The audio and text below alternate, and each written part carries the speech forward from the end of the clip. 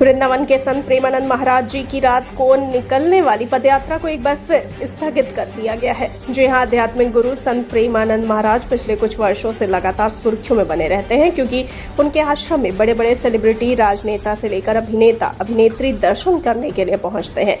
यह निर्णय प्रेमानंद महाराज जी के स्वास्थ्य को देखते हुए लिया गया है। कई दिनों से वृंदावन की सड़कों पर प्रेमानंद महाराज जी दिखाई नहीं दे रहे, लेकिन उनके भक्त हर रोज रात को प्रेमानंद महाराज जी के दर्शनों के लिए खड़े रहते हैं।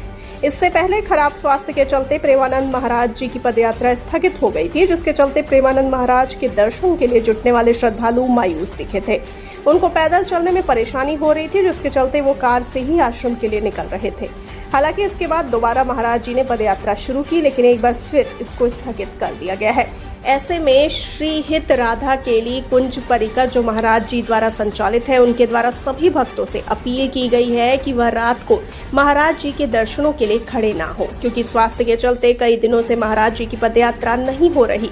श्री हित राधा केली कुंज परिकर ने इसको लेकर एक पत्र भी जारी किया है। बता दें कि 1 मई 2025 को जारी इस नोटिस में लिखा गया है कि आप सभी को सूचित किया जाता है कि पूज्य महाराज जी के स्वास्थ्य की अनुकूलता को ध्यान में रखते हुए पिछले कुछ दिनों से पूज्य महाराज जी की रात्रि पदयात्रा बंद है। इसीलिए आप सभी से प्रार्थना है कि कोई भी रात्रि में पूज्य महाराज जी के दर्शन के लिए रास्ते में खड़ा ना हो।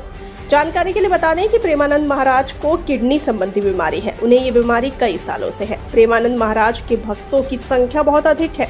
रोजाना हजारों की संख्या में लोग उनके दर्शन करने के लिए आते हैं। संत प्रेमानंद महाराज को लेकर खबर आ रही है कि उनकी तबीयत फिर से बिगड़ गई है।